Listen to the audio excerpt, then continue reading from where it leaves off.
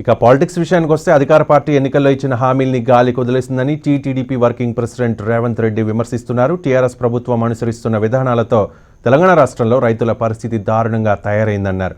రైతాంగ సమస్యల పరిష్కారం కోసం నల్గొండ జిల్లాలో రైతు పోరు యాత్ర చేస్తున్న రేవంత్ రెడ్డితో మా ప్రతినిధి రామకృష్ణ ఫేస్ టు ఫేస్. పరిష్కారం ధ్యేయంగా రైతుల రుణమాఫీ ఏకకాలంలో చేయాలని డిమాండ్ చేస్తూ టీటీడీ నేత రేవంత్ రెడ్డి తెలంగాణ రాష్ట్ర వ్యాప్తంగా పాదయాత్ర సంబంధించి రైతాంగ సమస్యల పరిష్కారం గురించి టీడీపీ ఏ రకమైన పోరు సాగిస్తుంది. ప్రస్తుతం రేవంత్ రెడ్డి గారు మనతో ఉన్నారు, అని తెలుసుకుందాం. సార్ చెప్పండి, రైతాంగ సమస్యలకు సంబంధించి ప్రభుత్వాన్ని ఏ రకంగా లేబోతున్నారు? ప్రధానంగా రైతు రుణమాఫీ, నకిలీ విత్తనాల వల్ల వచ్చిన నష్టము, చనిపోతున్న రైతులను ఆదుకోవడము, అదేవిధంగా ఏక మొత్తంలో రుణమాఫీకి సంబంధించి కూడా ప్రభుత్వం పట్టించుకోవడం లేదు. చనిపోయిన రైతులకు 6 లక్షల రూపాయలు ఇవ్వడం లేదు. ఇలాంటి ప్రధానమైన సమస్యల మీద తెలుగుదేశం పార్టీ ఒక దీర్ఘకాలికమైన కార్యాచరణతో ప్రభుత్వం మీద పోరాటం చేస్తుంది. ముఖ్యంగా రైతాంగ సమస్యలు మాట్లాడుతున్నారు. వాళ్ళు ఒక్కసారి గెలిస్తే అది బల్పు అనుకుంటున్నారు. అది వాపు మాత్రమే, తాత్కాలికమే. కాలం కలిసి వస్తే వానపాము కూడా పుసకొడుతుంది అన్నదానికి టీఆర్ఎస్ నాయకుల ప్రవర్తన ఒక ఉదాహరణ. కాబట్టి ఈరోజు ఎన్నికలప్పుడు ఇచ్చిన హామీలను ఏ ఒక్కటి కూడా అమలు చేయలేదు. దళితులకు 3 ఎకరాల భూమి ఇవ్వలేదు, గిరిజనులకు రిజర్వేషన్లు ఇవ్వలేదు, మైనారిటీలకు రిజర్వేషన్లు ఇవ్వలేదు, పేదలకు డబుల్ బెడ్రూమ్ ఇల్లు ఇవ్వలేదు.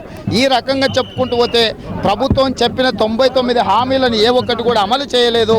కాబట్టి ఈనాడు తెలుగుదేశం పార్టీ పేదల పక్షాన పోరాటం చేస్తుంది. అందుకే ఈ అపూర్వమైన స్పందన. కొన్ని వేల మంది ఈనాడు పాదయాత్రలో పాల్గొంటున్నారనంటే ప్రజలు ప్రభుత్వం మీద అసహనాన్ని, వ్యతిరేకత ఉంది కాబట్టి ఈ విధంగా స్పందిస్తుంది. పాదయాత్ర దిగ్విజయం అవుతుంది. చెప్పండి సార్, ఇప్పుడు కేసీఆర్ నిన్న ప్రధానమంత్రి నరేంద్ర మోడీ కలిసి రాష్ట్ర సమస్యలు ప్రస్తావించే అంశానికి సంబంధించి ప్రధానంగా అంటే నోట్ల మార్పిడికి సంబంధించి రోడ్డు రద్దు గురించి చేస్తున్న దాని మీద ఆయన ఏదైతే దోసుకున్నాడో దాన్ని దాచుకునే ప్రయత్నానికి సంబంధించి చర్చలు చేసిండు తప్ప ప్రాణహిత చేవేళ్ళని జాతీయ ప్రాజెక్టు చేసే అంశం ప్రస్తావించలేదు. రైతులకు ఏకమొత్త రుణమాఫీని ప్రస్తావించలేదు. చనిపోతున్న రైతులను ఆదుకునే అంశాన్ని ప్రస్తావించలేదు. నకిలీ విత్తనాల మీద చర్యలు తీసుకునే అంశాలను ప్రస్తావించలేదు. విద్యార్థుల ఫీజు రియంబర్స్మెంట్కు సంబంధించి ప్రస్తావించలేదు. మైనారిటీల రిజర్వేషన్ల గురించి ప్రస్తావించలేదు. అంటే కీలకమైన సమస్యలు వేటిని కూడా ప్రస్తావించలేదు. లోపల రూమ్లో ప్రధానమంత్రితో ఆయన ఏమి చర్చించుకున్నాడో బహిర్గతం చేయాలి. ప్రధానమంత్రి కార్యాలయం కూడా ప్రకటన విడుదల చేయాలి. తెలంగాణ రాష్ట్ర ముఖ్యమంత్రి ఏమి ప్రస్తావించండు, ప్రధానమంత్రి గారు ఏమి హామీ ఇచ్చిండ్రో కూడా ప్రజలకు తెలుసుకోవాల్సిన అవసరం ఉన్నది. ప్రధానమంత్రి కార్యాలయం ప్రకటన విడుదల చేయాలని చెప్పి తెలుగుదేశం పార్టీ డిమాండ్ చేస్తుంది. మీరు ముఖ్యంగా చెప్పండి సార్, దళితుల 3 ఎకరాల భూమి కానీ రుణమాఫీకి సంబంధించి కానీ ఏ చర్యలు చేపట్టిన ప్రభుత్వం మీద ఈ రైతు పోరాయాత్ర?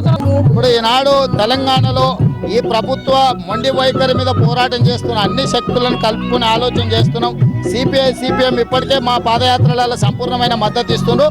భవిష్యత్తులో పొలిటికల్ చేసి ఏదైతే కోదండరామ్ గారి నేతృత్వంలో పనిచేస్తుందో వాళ్ళు ఇచ్చే సూచనలు, సలహాలను కూడా ప్రజల మేలు కోసం వారు చేస్తున్న ప్రయత్నాన్ని కూడా తెలుగుదేశం పార్టీ పరిగణలోకి తీసుకుంటుంది.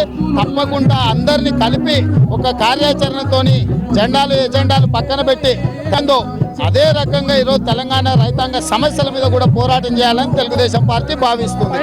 చెప్పండి సార్, ఏపీ ప్రభుత్వానికి సంబంధించి ఏపీలో ఉన్న గవర్నమెంట్ సంబంధించి తెలుగుదేశం పార్టీ మీద టీఆర్ఎస్ నేతలు చేస్తున్న ఆరోపణలకు సంబంధించి మీరు ఏ రకమైన సమాధానం? ఇప్పుడు బుర్ర తక్కువ మాటలు, వీళ్ళు పోయి ఏపీలో పోయి పోటీ చేయమని ఆడపోయి మాట్లాడమని ఏపీ ప్రతినిధి ఏపీ వాళ్ళని అడగాలి.